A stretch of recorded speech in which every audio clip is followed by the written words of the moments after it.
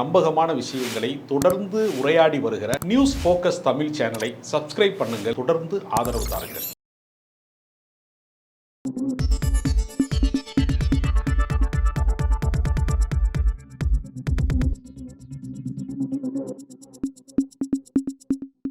வணக்கம் சார். வணக்கம். ஓபிஎஸ் அவர்களை வச்சு தமிழக அரசியல் தற்போதைக்கு ஒரு முக்கியமான ஒரு பரபரப்பான ஒரு கட்டத்தை நோக்கி நகர்ந்துட்டு இருக்கு. அவர் போய் ஸ்டாலின் சந்திச்சுட்டு வந்ததுக்கப்புறம் கூட்டணியான்னு கேட்கும் பொழுது அரசியல் நிரந்தர நண்பனும் கிடையாது, எதிரி கிடையாதுன்னு சொல்லி ஒரு டைலாக்லாம் பேசினார். ஸோ கூட்டணிக்கு போகிறதா எதிர்பார்த்தோம். திடீர்னு என்ன சொல்கிறாருன்னா, திமுகவோட கூட்டணிக்கு நான் போகிறேன்னு சொல்லிட்டு எல்லளவும் நீங்கள் நம்பாதீங்க, அது உண்மை கிடையாது அப்படின்னு சொல்லி ஸ்டேட்மெண்ட் மாற்றி சொல்கிறாரு. இவர் சொல்கிற இதே நேரத்தில் என்னென்னா, பாஜக கிட்ட ஒரு பரபரப்பு இருக்குது. அவர் நயினா நாகேந்திரன்ட்ட ஓபிஎஸ் பேசின விஷயத்தை நயினா நாகேந்திரன் இல்லைன்னு மறுக்கிறாரு. இல்லை நான் பேசுறது உண்மை தான் சொல்லிட்டு அதுக்கான ஆதாரம் என்கிட்ட இருக்குன்னு சொல்கிறாரு. வித்தியாசமான விஷயங்கள் பேசிகிட்டு இருக்காங்க. இன்னொரு பக்கம் என்னென்னா, தனிப்பட்ட ஒரு விருந்து நடந்திருக்கு. நயினா நாகேந்திரன் இபிஎஸ் விருந்து நடந்திருக்கு. அந்த விருந்தில் திரும்ப ஓபிஎஸ் உள்ள கொண்டு வரதை பற்றி டிஸ்கஸ்லாம் பண்ணுறாங்க. உண்மையிலே இந்த சப்ஜெக்ட்ஸ்லாம் எதை நோக்கி போயிட்டு இருக்கு, என்ன நடக்குது? திமுகவிற்கு தன்னை எதிர்ப்பதற்கு அதே கோட்பாடு இருக்கக்கூடிய அதிமுக என்கிற கட்சி தேவைப்படுகிறது. தமிழ்நாட்டினுடைய அரசியலை பொறுத்தவரையில் திமுக அதிமுக என்கிற இரண்டு கரைகளுக்கு நடுவிலே ஓடுகிற நதியாக தான் அரசியல் எப்பவுமே இருந்து கொண்டே இருக்கிறது. ஆனால் அதற்கு பதிலாக வலதுசாரி அரசியல் எழுச்சி பெறுவது, மதவாத அரசியல் எழுச்சி பெறுவது, பாஜக எழுச்சி பெறுவது என்கிற இடம் இவருடைய அடிப்படை சித்தாந்தத்திற்கு நேர்முரணானது. திமுக இவங்களுக்குள்ள இருக்கக்கூடிய சண்டை, அதிமுக திமுகவுக்குள்ள இருக்கிற சண்டைங்கிறது ஒரு உறவு முறைக்குள்ள இருக்கக்கூடிய சண்டை மாதிரி, பங்காளி சண்டை தான். அது ஒரு பகையாளிக்கான சண்டையா அது மாறாது. இதை கலைஞரே அதை குறிப்பிட்டிருக்காரு. கலைஞர்கிட்ட ஒரு முறை ஒரு பத்திரிகையாளர் கேட்கிற போது, உங்களுக்கு நேர் எதிராக நீங்கள் காங்கிரஸை வீழ்த்தி விட்டு தான் நீங்கள் ஆட்சி அதிகாரத்துக்கு வந்துச்சு திமுக. அப்போ தேசியமா திராவிடமா, இந்திய தேசியமா, அதாவது காங்கிரஸா திமுகவா என்கிற மாதிரியான சூழல் தானே அரசியலாக மாறி இருக்க வேண்டும். அதற்கு மாறாக 72 எம்ஜிஆர் கட்சி ஆரம்பித்த பின்பு அதிமுகவா திமுகவா என்று வந்ததை எப்படி கருதுகிறீர்கள்னு ஒருத்தர் கேட்கிறார். கலைஞர் ரொம்ப நெகிழ்ந்து சொன்னாரா, நமக்குள்ளேயே சண்டை போட்டுக் கொள்வதன் வழியாக எதிரியை அனுமதிக்காமல் இருந்தோம், அது எனக்கு மகிழ்ச்சி தான். எம்ஜிஆரோடு நான் அரசியல் செய்தது எனக்கு மகிழ்ச்சி தான் என்று சொன்னார். இதை எதிர்முகாமின் குரலில் சொன்னால் காமராஜர் சொன்னாருப்பாங்க. ரெண்டு பேருமே ஒரு குட்டையில் ஒரு மட்டைமாங்கல்ல. இது இந்த அரசியல் நீடிக்க வேண்டும் என்று திமுக விரும்புகிறது. ஆனால் பாஜக போய் சரணடைகிறதுல, உன்னை விட நான் வேகமான ஆளு, நீ என்னையா சரணடைகிறது, நான் போய் வேகமாக சரணடைகிறேன் பாருன்னு பன்னீர்செல்வத்தை விட வேகமாக பாஞ்சு போய் பழனிசாமி ஏற்கனவே சரணடைஞ்சாரு. அப்புறம் போய் முரண்பட்டாரு, மறுபடியும் போய் சேர்ந்துக்கிட்டாரு.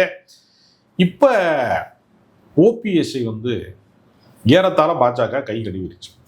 அதற்கு காரணம், எடப்பாடி பழனிசாமி விதித்த ஒற்றை கோரிக்கை, உங்களோட கூட்டணிக்கு வரணும்னா அவரை சேர்க்கக்கூடாது, அவரையோ வேற யாரையுமே சேர்க்கக்கூடாது. சேர்க்கிறோம் சொல்லி பஞ்சாயத்து பண்ணவும் கூடாது, என்கிட்ட மறுபடியும் வரக்கூடாது என்பதுதான் அவருக்கு ஒரே கோரிக்கை. அவருக்கு வேற கொள்கை கோட்பாட்டெல்லாம் கிடையாது. என் இடத்த யாரும், என் நாற்காலி யாரும் திருடிடக்கூடாது, பொதுச் செயலாளர் வேற யாரும் வரக்கூடாது, ஒற்றை தலைமை தான் அப்படிங்கிற அடிப்படையில் அவர் ஒரு வாக்குறுதியை கொடுத்ததுனால அதிமுகவின் உட்கட்சி விவகாரங்களிலே நாங்கள் தலையிட மாட்டோம்னு அமித்ஷா சொல்லிட்டார். அப்போ அமித்ஷா சொன்னதன் மூலமாக ஓபிஎஸ் அரசியலில் அனாதையாக்கப்பட்டார், இல்லாமல் செய்யப்பட்டார் ஏறத்தாழ அப்படிங்கிற ஒரு நிலைமை வருகிறது. இப்போ இவருக்காவது பகிரங்கமாக வெளியில் வந்ததுக்கான அடையாளமாக இருக்கு. நான் இருக்கனா இல்லையான்னு தெரியலையே, யாராவது கேட்டு சொல்லுங்கிற நிலைமையில தான் டிடிவி தினகரன் இருக்கார். இருக்கு, அதாவது வரும் ஆனால் வராது அப்படின்னு ஒரு ஜோக் இருக்குல்ல, அது மாதிரி நான் இருக்கேன் ஆனாலும் இருக்கனான்னு எனக்கு தெரியல அப்படின்னு ஒரு நிலைமை இருக்கு.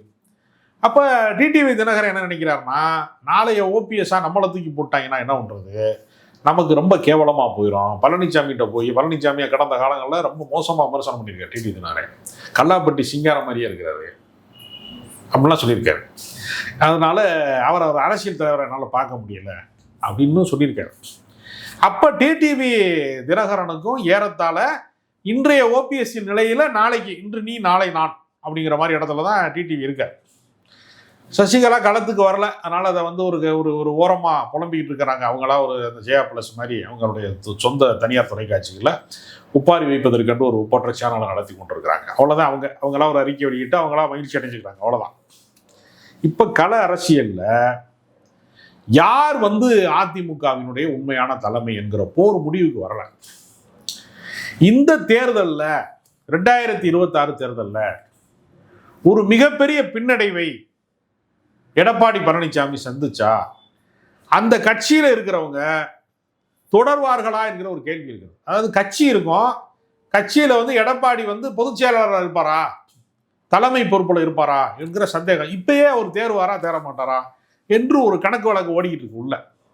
எப்படி பாஜக வந்து செங்கோட்டையனை காட்டுறாங்க, திடீர்னு வந்து வேற வேற ஆட்களை காட்டுறாங்கல்ல. இப்போ அவர் மேலே வந்து அவர் கூட இருக்கக்கூடிய இரண்டாம் கட்ட தலைவர்கள் என்று சொல்லக்கூடியவர்களில் பல பேர் அதிருப்தியில தான் இருக்கிறாங்க. இது கரை ஏறுமா ஏறாதா, இந்த காகித கப்பல் கரை சேருமா சேராதா என்கிற குழப்பம் அவங்களுக்கும் இருக்கு. அப்ப பாஜகவோட பயணித்ததன் மூலமாக வெற்றி பெற்றா எடப்பாடி பழனிசாமி தப்பிச்சிருவார், அது ஒன்றும் சந்தேகம் கிடையாது. ஒருவேளை இதே அளவுக்கு சட்டமன்ற உறுப்பினர்கள் வரல, அதிகார மையத்தை நோக்கி நகர்கிற போட்டியில பின்தங்கிட்டாரு. ஒரு பேச்சுக்காக சொல்றேன், தமிழ்நாடு முழுக்க வந்து அதிமுக வந்து வெறும் 20 சீட்டு தான் பெறுதுன்னு வச்சுக்கோங்க. 20% தானே பெற்றாங்க போன நாடாளுமன்றத்தில். அந்த மாதிரி ரொம்ப பின்னடைவான ஒரு இடத்துக்கு வந்துட்டாங்கன்னு வச்சுக்கோங்க. அதே 20%க்கு திரும்ப வந்துட்டாங்கன்னு வச்சுக்கோங்க. பின்னடைவை சந்திக்கிறார்கள் பெரிய அளவில் சட்டமன்ற உறுப்பினர்கள் வந்து குறைந்த வித்தியாசத்தெல்லாம் இங்கே தோக்குறாங்க அப்படின்னு ஒரு நிலைமை வந்துச்சுன்னா அதிமுக ஒன்றிணையாமல் வெற்றி பெறுவது சாத்தியமில்லை. இவருடைய கருத்து தவறானது, ஒற்றை தலைமை என்று இவர் பேசுகிற கருத்து என்பது முட்டாள்தனமானது, நடைமுறை சாத்தியமற்றது என்கிற இடத்துக்கு தேர்தலுக்கு பின்பு வருவார்கள். ஆனா கண்கட்ட பின்பு சூரிய நமஸ்காரம் மாதிரி தேர்தலில் தோத்த பின்னாடி ஒப்பாரி வச்சு என்ன ஆகுது, முன்னாடியே ஒன்றிணைக்கக்கூடிய வாய்ப்பு இருந்தால் தானே நமக்கு அரசியலத்தில் ஆதாயம். நம்ம வந்து சட்டமன்ற உறுப்பினருக்கு நிற்கிறோம், ஒரு தொகுதியில் போய் நிற்கிறோம்னா பல கோடி ரூபாய் செலவு பண்ணி நம்ம நிற்கிறோம். இது ஒத்தையாரட்டை ஆட்டத்தில் நம்ம போய் நிற்க முடியாது. உறுதி வேணும், நமக்கு நம்ம செலவழிக்கிற காசு ரிட்டர்ன் வேணும், நமக்கு ஒரு அரசியல் அங்கீகாரம் வேணும் அப்படின்னு நினைக்கிறவங்க இப்பொழுதே அதை சரி கட்ட வேண்டும் அப்படிங்கிறதான் ஒரு கருத்தாக அவர்களுக்கு இரண்டாம் கட்ட தலைவர்களுக்குள்ளே ஒரு ஊசலாட்டம் இருக்கு. இவரை பின் தொடரலாமா வேணாமா? அப்போ ஒரு மாற்று தலைமை இருந்தே ஆகணும். இப்போ எப்பவுமே என்ன ஆகும்னா, ஒற்றை தலைமையில் இருக்கிற ஆபத்து என்னன்னு கேளுங்க. நீங்க ஒரு ஆளை நம்பி பயணிக்கிறீங்க, அவர் வலிமைமிக்க தலைவராக இருந்து எல்லாரையும் காப்பாற்றிட்டாருன்னா பிரச்சனை இல்லை. இப்போ ஜெயலலிதா போன்ற தலைமைகள் தோற்றாலும் மறுபடியும் எழுந்து வரக்கூடிய ஆற்றல் அவங்களுக்கு இருக்கு. திமுகவும் அந்த மாதிரி தான். பல தோல்விகளை பார்த்தாலும் மீண்டு எழக்கூடிய சக்தி வந்து திமுக போன்ற கட்சிகளுக்கு இருக்கிறது. ஆனா எடப்பாடி பழனிசாமி மாதிரி செயற்கையாக உருவாக்கப்பட்ட குரோட்டன்ஸ் தலைமை, ஒரு பொய்யான தலைமையை உருவாக்குறோம். ஒரு பிளாஸ்டிக் மாதிரி, அது குழந்தை கிடையாது, அது அழுகாது கதறாது, ரத்த ஓட்டம் கிடையாது. ஒரு கூவாத்தூர்ல இருந்து செய்யப்பட்ட ஒரு தலைமைங்கிறதுனால இது நீடிக்குமா நிலைக்குமாங்கிற சந்தேகம். ஏன்னா அவர் 30வது இடத்துல தான் இருந்தார், அமைச்சரவையில் கூட முன்னணி இடத்துல இல்லை. பேசு பொருளாக எப்பவுமே அவர் இருந்தது. செங்கோட்டையனை கூட அதிமுகவினுடைய இரண்டாம் கட்ட தலைவர்கள், மூத்த தலைவர்கள் என்கிற வரிசையில் பேசு பொருளாக வந்து செங்கோட்டையன் இருந்திருக்காரு, அன்வர் ராஜா இருந்திருக்காரு, தம்பிதுரை மாநிலங்களவை மக்களவையெல்லாம் சபாநாயகரெல்லாம் பொறுப்பு வச்சிருக்காரு. இப்போ முக்கிய பொறுப்புகள் எல்லாம் மத்திய மந்திரியா இருந்திருக்கிறாரு. அந்த மாதிரி பேசு பொருளாக எப்பயாவது எடப்பாடி பழனிசாமி இருந்திருக்கிறாங்கன்னா இல்லவே இல்லை. அப்ப இந்த கப்பல் கவிழும்னா மாற்று ஏற்பாடு வேணும், இந்த விமானம் வெடிக்கும்னா பாராசூட் வேணும், மாற்று ஏற்பாடு வேண்டும் என்று பல பேர் நினைக்கிறாங்க. அவர்களுக்கு இருக்கக்கூடிய ஒரே ஒரு வாய்ப்பு ஓபிஎஸ் மட்டும்தான். ஓ பன்னீர்செல்வத்தை நம்ம இப்போதைக்கு பலவீனமாக இருக்கிறார், பின்தங்கி இருக்கிறார், இது நிரந்தரமாக பின்தங்கி விடுவார் நம்ம சொல்ல முடியாது. இவரை விட மோசமான நிலைமைக்கு இவர் ஆளானா மாற்று ஏற்பாடா ஓபிஎஸ் இருக்கட்டும். ஓபிஎஸ் வந்து எந்த தீமையும் செய்யலை யாருக்கும். அவர் செய்து அவர் தனக்குத்தானே தான் தீமை செய்தார். பாஜகவை நம்பியதை தவிர, நம்பி மோசம் போனாரே தவிர வேறு பெரிய தீமை எதுவும் அவர் செய்யவே இல்லை. அவர் அம்மாவின் நம்பிக்கைக்குரியவராக இருந்தார், ஆட்சியை திரும்ப ஒப்படைக்கக்கூடிய இடத்துல விசுவாசமா இருந்தாரு. அதனால இவர் வந்து பாதகமற்றவர். சசிகலா செய்த ஒரு மாபெரும் சொந்த காசுல சூனியம் வச்சது மாதிரி ஓபிஎஸ் வேணான்னு நினைக்கிற ஒரு கோபத்துல ஒரு தவறான தலைமையை கொண்டு வந்து நிப்பாட்டினாங்க. பாஜக இதை ஒரு பலியாடாக பயன்படுத்தி கொண்டதுங்கிறதுனால இப்போ வந்து ஓபிஎஸ் உடைய நிலைமை என்னன்னா, ஒரு மாற்று தலைமையாக தன்னை உருவாக்கி கொள்வதற்கு ஒரு முயற்சி செய்து கொண்டிருக்கிறார் என்று தகவல் வருது. ஓகே சார், வந்து ஓபிஎஸ் அவர் வந்து ஒரு சரியான ஒரு மாற்றா தன்னை உருவாக்க வேண்டிய தேவை அவர்கிட்ட இருக்கு. அவருக்கு நிறைய டைம் இருந்துச்சு, அவர் அதை நோக்கி நகரவே இல்லை. தனியாக வந்து தன்னோட பலத்தை நிரூபிக்கிற மாதிரியான சில பரீட்சைகள் அவர்லாம் ஈடுபடவே இல்லை. மோடி கிட்ட சந்திக்க தனக்கு ஒரு அழைப்பு கிடைக்கல, தனக்கான ஒரு அனுமதி கிடைக்கல அப்படின்ற ஒரு விரக்தியில தான் வந்து நீங்கள் வந்து தமிழ்நாட்டை வஞ்சிக்கிறீங்க, தமிழ்நாட்டுக்கு கொடுக்குற கல்வி நிதியை கட் பண்ணுறீங்கன்னு சொல்லிட்டு இப்போ தான் அந்த இடத்துக்கு வராரு. ஆனால் வந்து இந்த இடத்துல பார்த்தீங்கன்னா வந்து இபிஎஸ் ஓபிஎஸ் 2 பேரும் கம்பேர் பண்ணி பார்க்கும்போது ஓபிஎஸ் ரொம்ப சரணாகதி அடைஞ்சிருக்காரு இபிஎஸ் கம்பேர் பண்ணும்போது. பட் இபிஎஸ் பல இடங்களில் அவர் வந்து கடந்த காலத்தில் கொஞ்சம் எதிர்த்து பேசியிருக்காரு, செஞ்சிருக்காரு அப்படிலாம் பார்த்துருக்கு. அப்படி இருக்கும்போது ஓபிஎஸ் அந்த தலைமைக்குரிய அந்த பக்குவமே இல்லாமல் இருக்குது, அதுக்கான பண்பு இல்லாமல் இருக்குது. அவரால் வந்து நாளைக்கு இபிஎஸ்க்கு ஒரு சர்க்கிள் ஏற்படும் போது அந்த இடத்த இவரால் இட்டு நிரப்ப முடியுமா? இல்லை, அதாவது பகிரங்கமாக வந்து மோடியை வந்து சந்திக்க வேண்டும் என்று பர்சனலாக அப்பாயின்மெண்ட் கேட்பாங்க. எப்போவுமே ஒரு அரசியல் தலைவர் வந்து பர்சனலாக கேட்பாங்க. இவர் ஏன் பகிரங்கமாக கேட்டார்? அதில் ஒரு சூட்சுமம் இருக்குது. கொடுக்க மாட்டாங்கன்னு அவருக்கு முன்னாடியே தெரியும். தன்னை சந்திக்க அவர்கள் விரும்பவில்லை, கலட்டி விட்டாங்கிறது அவருக்கு தெரியும். மோடியை அம்பலப்படுத்தணும், பாஜகவை அம்பலப்படுத்தணுங்கிறக்காகத்தான் பகிரங்கமாகவே அப்பாயின்மெண்ட் கேட்டார். நான் பல முறை அழைத்தேன், நயினார் நாகேந்திரன் எடுக்கலை அப்படின்னு சொன்னதோடு நிற்காம, நான் அழைத்ததற்கும் குறுஞ்செய்தி அனுப்புனதுக்கும் ஆதாரம் வச்சிருக்கேன், நீ வந்து எடுத்து நீ வந்து உனக்கு இன்னும் கடிதம் வந்து சேரலைங்கிற, உனக்கு தகவலே வரலை, ஒருவேளை புறா காலில் கட்டினாதான் உன் வீட்டுக்கு வந்து போய் சேருமாங்கிற மாதிரி ஒரு விஷயம் இருக்கு இல்லையா? அது மாதிரி வந்து அவர் கேட்குறாரு. ஆதாரம் இருக்குல்ல, ஃபோன் பண்ணியன்னா ஆதாரம் இருக்குது, மெசேஜ் அனுப்புனீங்கன்னா ஆதாரம் இருக்குது, வாட்ஸ்அப் பண்ணியன்னா ஆதாரம் இருக்குது. இன்றைய காலத்தில் வந்து எல்லாத்தையுமே வந்து அறிவியல் பொய் சொல்லாது, அரசியல்வாதி பொய் சொல்கிற மாதிரி அறிவியல் சாதனங்கள் ஒரு நாளும் பொய் சொல்லாது. அப்போ அம்பலப்படுத்துறதுக்கு ஒரு முயற்சியில் பாஜகவால் தான் நம்ம கெட்டோம், பாஜக மறுபடியும் நம்மளுடைய அதிமுகவை வந்து சூனியமாக்குறதுக்கு முயற்சி பண்ணுறாங்க. இந்த நேரத்தில் அவர் வந்து ஐடி ரைடுக்கு பயந்து, இடி ரைடுக்கு பயந்து அவர் போகலாம், எனக்கு போக வேண்டிய அவசியம் கிடையாது என்கிற இடத்தை நோக்கி ஒரு நகர்றார். ஏன்னா நீங்கள் ஒப்பீட்டு அளவில் பார்த்தீங்கன்னா, ஒரு முதலமைச்சராக இருக்கிற காலகட்டங்களில் 4.5 வருஷத்தில் எடப்பாடி பழனிசாமி இருந்தபோது மாவட்டந்தோறும் இருக்கக்கூடிய அமைச்சர்கள் வந்து சம்பாதிக்கிற காசை எல்லாருமே தலைமைக்கு கப்பம் கட்டணும் அப்படிங்கிற நிலைமையை வந்து கடந்த காலங்களில் ஜெயலலிதா போன்ற தலைவர்கள் உருவாக்கி வைத்திருந்த போது, எனக்கு நீ கப்பமே கட்ட வேணாம், அந்த காசை நீயே வச்சுக்க, ஆனால் கட்சிக்கு நீ செலவழிக்கணும், தேர்தல் நேரத்தில் நீ செலவழிக்கணும், பொக்கிஷமாக வச்சுக்கிட்டு பொத்தி வச்சு பூட்டி வச்சிடக்கூடாது, அப்போ நீ வெளியில் வரும்போது கட்சிக்கு தேவைப்படுகிற போது நீ செலவழிக்கணும்னு சொல்லி, அதனால தான் வந்து பல பேர் அவரை விரும்பினாங்க. அவருக்கு செல்வாக்கு அதிகரித்தது இல்லை, எடப்பாடி பழனிசாமியின் செல்வாக்கு அதிகரித்ததற்கு என்ன காரணம்னா, ஏன் வந்து ஓபிஎஸ் பின்தங்கினார், எடப்பாடி ஏன் வந்து முன்னகர்ந்தார் என்று கேட்டால், எடப்பாடி செய்த ஒரே ஒரு விஷயம் என்னன்னா, கடந்த காலங்களிலே ஜெயலலிதா போன்றவர்கள் ஆட்சியில் இருக்கும்போது மந்திரிகள் சம்பாதிப்பது, கான்ட்ராக்டில் சம்பாதிக்கிறது, யாராக இருந்தாலும் தலைமைக்கு கப்பம் கட்டணும்.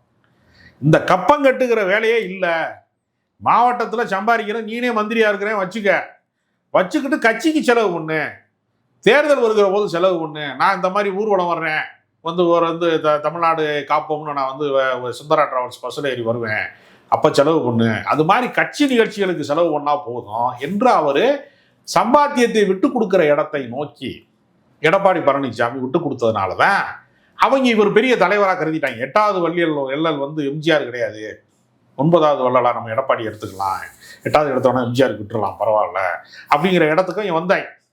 இவருக்கு என்ன நிலைமைன்னா, ஜெயலலிதா காலத்தில் அவர் அமைச்சராக இருந்தவர், முதலமைச்சருங்கிறது அவருக்கு ஒரு தற்காலிகமான பணி மாதிரி தான் இருந்துச்சு. ஆனால் ஜெயலலிதாவின் கண்காணிப்பிலேயே அவர் இருந்தார், அவருடைய விசுவாசியாக இருக்கிறாரா இல்லையாங்கிற கண்காணிப்பில் இருந்தார். அதனால எடப்பாடி அளவுக்கு ரொம்ப விஸ்தாரமான பணத்தை வந்து சம்பாதிக்கக்கூடிய வாய்ப்பு என்பது ஒப்பீட்டளவில் எடப்பாடி அளவுக்கு வந்து ஓபிஎஸ்ட இல்லை. அவர் செலவழிக்க மாட்டேங்கிறாரு அப்படின்னு சொல்றது இருக்கு இல்லையா, அதுக்கு பின்னணியில் என்னன்னா, அவர் ஒரு சராசரி மந்திரியாக தான் இருந்தார். முதலமைச்சருங்கிற அதிகாரம்ங்கிறது அவருக்கு நீண்ட காலமாக இல்லை, ஒரு 4.5 வருஷம் இருந்திருக்காரு. இவர் தற்காலிகமாக தான் சில மாதங்கள் தான் இருந்திருக்கிறார். அதனால இவருக்கு அவரோட போட்டி போட்டு செலவழிக்கக்கூடிய வாய்ப்பு அவருக்கு இல்லை. ஆனால் பணங்காசை வச்சுக்கிட்டு தேர்தலை சந்திப்பது அப்படிங்கிறது ஒரு தேர்தலில் சாத்தியம், அடுத்து வர்ற தேர்தலில் சாத்தியம். இவர் 10 தோல்வி பழனிசாமி சொல்லக்கூடிய அளவுக்கு வரிசையாக தோத்துக்கிட்டே இருந்திருக்காரு. இப்போ இன்னொரு சட்டப்பேரவை தேர்தலில் செலவழிச்சு ரிட்டர்ன் வராதுன்னா திருப்பி அவர் லீடராக நீடிக்க முடியுமா, பொதுச் செயலாளர் நீடிக்க முடியுமாங்கிறத நம்ம கேட்க வேண்டிய அவசியம் இல்லை, கட்சிக்காரன் கேட்பான். உங்களாலதான் தோத்தோம், நான் கேட்பானா கேட்க மாட்டானா? ஓகே சார், அது அந்த ஒரு இடத்த நம்பிக்கிட்டு இருக்காரு ஓபிஎஸ். அதாவது பன்னீர்செல்வத்திற்கு இருக்கக்கூடிய ஒரே வாய்ப்பு, தலைமைத்துவத்தை இவர் இழந்து விட்டால் நம்மகிட்ட தான் வந்து சேரணும், இவங்களுக்கு வேற வாய்ப்பு இல்லைன்னு நினைக்கிறாரு. சரி, ஓகே. இப்போ இந்த சூழலை புரிஞ்சுக்கிட்டு இப்போ வந்து ஃபஸ்ட்டு திமுக நோக்கி நகர்ந்தார், திமுக கிட்ட போகும்பொழுது வந்து அப்புறம் விளக்கம் கொடுத்தாரு, இப்போ விளக்கம் மாற்றி கொடுக்குறாரு. திமுக கிட்ட போன நகர் வந்து தப்பாக போயிடுச்சு, அது நமக்கு பேக் ஃபேர் திரும்பிடுச்சு அப்படின்றதுனால வந்து ஓபிஎஸ் தன்னோட ஸ்டேட்மெண்ட் வந்து மாறுபடுறா, இது எப்படி பார்க்குறது? இல்லை, அதாவது ஒரு மத்திய அளவிலே ஆளுகிற அரசை எதிர்க்கிற போது மாநில அரசு வந்து அவரை குறைஞ்சபட்சம் பாதுகாக்கணும், பாதுகாப்பு பிரச்சனை ஒன்று இருக்குது. ஒரு நெருக்கடிக்கு ஆளாக்கப்படுகிற நிலைமை வருகிற போது ஒரு நலம் விசாரிப்பதன் வழியாக தன்னுடைய நலத்தை பாதுகாக்க வேண்டிய கட்டாயம் ஒரு கட்சி தலைவருக்கு இருக்கிறார். பாதுகாப்பு பிரச்சனையாக இருக்கலாம், போலீஸ் பிரச்சனையாக இருக்கலாம், கட்சி கொடி ஏற்றுவதாக இருக்கலாம், எல்லாமே ஒரு மாநில அரசினுடைய சட்ட ஒழுங்கை சார்ந்து வருகிற போது ஒரு இணக்கமான போக்கை கையாளலாம் அப்படின்னு அவர் நினைச்சார். ஆனால் அதிமுக தொண்டர்களுக்கு நீண்டகால பயிற்சி என்னன்னா, திமுக ஒரு தீய சக்தி, திமுக ஒழிச்சே தீரணும்னு ஒரு பயிற்சி பெற்றவர்களாக அவங்க இருக்கிறாங்க. அதனால இவரை எளிதாக துரோகி பட்டம் சாட்டுவதற்கான வாய்ப்பாக அதை மாற்றுவாங்க. அதை மாற்றிட்டாங்க, நிறையா அதுக்கான உரையாடல் தொடங்கி. அதனால அவர் என்ன பண்ணிட்டாருன்னா, நலம் விசாரித்தனை தவிர நான் ஒருபோதும் திமுக பக்கம் போக மாட்டேன், பாஜகவை நான் ஏற்றுக்கொள்ள மாட்டேன், இரண்டையுமே நான் நிராகரிக்கிறேன்னு சொல்றது மூலமாக ஒரிஜினலா நான் தான் அசலான அதிமுக அப்படிங்கிறத சொல்லுவதற்கு முயற்சி பண்றாரு. அந்த போராட்டத்தில் அவர் வெல்வாரா வெல்ல மாட்டாரா அப்படிங்கிறதுக்கு அவர் பல நிர்வாகிகளோடு உரையாடுறாரு. இது சரியா வராது, நீங்க நினைக்கிற மாதிரி இல்லை. பாஜக நீங்க பாஜக தலைவர், மாநில தலைவர் 109 பலகாரங்களோட பதார்த்தங்களோட விருந்து கலைக்கிறார் நீங்க நினைக்கிறீங்க. ஆனா அதிமுகவே சாப்பிட்றதுக்கு பாஜக ரெடியான பின்னாடி அதிமுக காரங்க போய் அங்கே உட்காந்து சாப்பிட்றது சரியா இருக்காது. நீங்க நினைக்கிற மாதிரி இல்லை. இது எம்ஜிஆர் கண்ட கட்சி, ஜெயலலிதா கண்ட கட்சிங்கிற மாதிரி எடப்பாடியால கட்சி நடத்த முடியாது. நீங்க அங்க இருப்பதன் மூலமாக இந்த கட்சி ஒண்ணும் இல்லாம போக போகுது. மைதானம் இருந்தா தான் நீ சாம்பியனா இருக்க முடியும். உனக்கு மைதானமே பறிபோக போகுது, நீ கிரவுண்டே இழக்க போற. அதனால மோசமான நிலைமைக்கு ஆளாக்கப்பட போறீங்க. அதனால நீங்க எடப்பாடியை நம்பி நீங்கள் நீண்ட கால பயணத்தை செய்ய முடியாது என்று தன்னுடைய சகாக்களாக இருந்த மாவட்ட செயலாளர்கள்ல இருந்து, மந்திரிகளாக இருந்தவர்கள் இருந்து, முன்னாள் அமைச்சர்களாக இருந்தவர்கள் இருந்து பல பேரோட உரையாடி தன் பக்கம் கொண்டு வருவதற்கான இதை ரொம்ப லேட்டா செய்யறார். இவர் என்ன செஞ்சிட்டாருன்னா, சட்ட போராட்டத்தின் வழியா மீட்டலாம் என்று அவர் நம்பினார். அதை அவர் கை கொடுக்கல. பொதுக்குழு செயற்குழுவினுடைய போய் தனக்கான குரலை பேசலாம்னு நினைச்சாரு. தண்ணி பாட்டில் அடிச்சு விரட்டிட்டாங்க. அப்ப அங்கேயும் அது ஒர்க் அவுட் ஆகும். அதனால சட்ட போராட்டம் தோல்வி. பொதுக்குழு செயற்குழு மாதிரியான நிர்வாக கூட்டங்களிலே சலசலப்பாகி இவரை வெளியேற்றிட்டாங்க. 2 இடங்கள்லையும் தோற்று போய் முதல் கட்டமாக செய்ய வேண்டிய வேலையை 3வது கட்டமாக பல நிர்வாகிகளோடு உரையாடி, நம்ம உண்மையான அதிமுகவை பாதுகாப்பதற்கு ஒரு வேலை செய்வோம் வாங்க, நீங்கள் நினைக்கிற மாதிரி கிடையாது, எனக்கு இந்த கட்சி இருக்கணும், நான் இருக்கிறது முக்கியம் இல்லை, எனக்கான பதவி முக்கியம் இல்லை, இந்த கட்சி இருக்கணும், இந்த கட்சி ஒன்றிணைய வேண்டும், அல்லது அந்த கட்சி அழியாமல் பாதுகாக்கணும், 2ல் 1 செய்வதற்கு எடப்பாடி பழனிசாமி தயாரா இல்லை என்று பல 2ஆம் கட்ட தலைவரோடு உரையாடல் நிறுத்தி கொண்டிருக்கிறார். சரி சார், இப்போ ஓபிஎஸ்ஸுடைய அடுத்த கட்ட நகரம் என்ன அப்படின்னு பார்க்கும்பொழுது சில செய்திகள் வந்துட்டு இருக்கு. அவர் இப்போ பாஜகவை எதிர்த்து ஒரு வலிமையான ஒரு பிரச்சாரத்தை நோக்கி கொண்டு போகலாம், கிரவுண்டில் கொண்டு போகலான்னு முடிவு பண்ணுறாரு. அதாவது தமிழ்நாட்டை வஞ்சிக்கக்கூடிய மத்திய அரசு அப்படின்ற மாதிரியான விஷயத்தை கொண்டு போகலான்ற ஒரு பிளான் ஒன்று போயிட்டு இருக்கா சொல்லப்படுது. அது ஒன்று. அதே மாதிரி பார்த்தீங்கன்னா திரும்ப அவர் கூட்டணிகளை கொண்டு வரது பற்றி நயினா நாகேந்திரனும் இபிஎஸும் தனியாக சந்திச்சு பேசிட்டு இருக்காங்க. என்ன பெரிய ஸ்பாயில போகுது, ஆப்போசிட் முகாமுக்கு போகிறாங்க, நம்மளோட கூட்டணி இன்னும் பலவீனம் அடைய போகுது அப்படின்றத நோக்கி டிஸ்கஸ் பண்ணுறாங்க. இப்போ இந்த நகர்வில் அவர் எதை நோக்கி நகரப்படுற, எப்படி இந்த விஷயத்தை பேஸ் பண்ண போறாரு? மீண்டும் அதாவது அவர் பகிரங்கமா அழைப்பு கொடுத்தாரு எடப்பாடி பழனிசாமி கிட்ட. எந்த முன்னிபந்தனையும் இல்லை, நான் கட்சியில இணைகிறதுக்கு தான் விரும்புறேன், எனக்கு பதவி வேணாம், என்னை நம்பி இருப்பவர்களுக்கு மட்டும் நிர்வாகத்துல பொறுப்பு கொடுத்தா போதும்னு பகிரங்கமா அழைப்பு விடுத்தார். அதை அவர் செவி மடுக்கவே இல்லை, அவருக்கு கண்டுக்கிறவே இல்லை, காதல கேட்டும் கேட்காத மாதிரி இருந்துக்கிட்டார். அதனால அவருக்கு இருக்கக்கூடிய ஒரே வாய்ப்பு என்னன்னா, எடப்பாடி பழனிசாமி தலைமையை வீழ்த்துவது ஒன்றுதான் அவருக்கு இருக்கக்கூடிய வாய்ப்பு.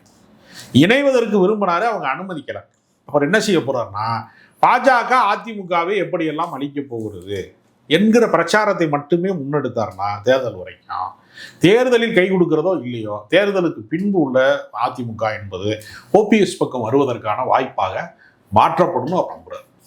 ஓகே சார், இப்போ நீங்கள் சொல்லும்போது அப்போ அவருக்கு ஆட்சி கைப்பற்றதோ அல்லது பாஜகங்கிற செகண்டரி ப்ளஸ் இபிஎஸ் தான் பிரச்சனை அப்படின்னும் போது அதை நோக்கி ஃபோக்கஸ் பண்ணுறாரு. அப்படின்னா இதே தான் ஆல்ரெடி ஃபோக்கஸ் பண்ணி அண்ணாமலை அவர்கள் ஒரு அரசியல் செய்கிறதா போயிட்டுருக்கு. தன்னோட தலைமை காலியானதுக்கு காரணமாக அவர் தான் அப்படின்னு சொல்லிட்டு அவர் ஒரு அரசியல் செய்கிறதா சொல்லப்படுது. இப்போ அவரோட ஓபிஎஸ் கை கூர்ந்து அரசியல் செய்கிறாரு அப்படின்ற விஷயங்களும் சொல்லப்படுது. அது எந்த அளவுக்கு உண்மை இல்லை, அது ஒரு யூகத்தின் அடிப்படையில் சொல்லப்படும்.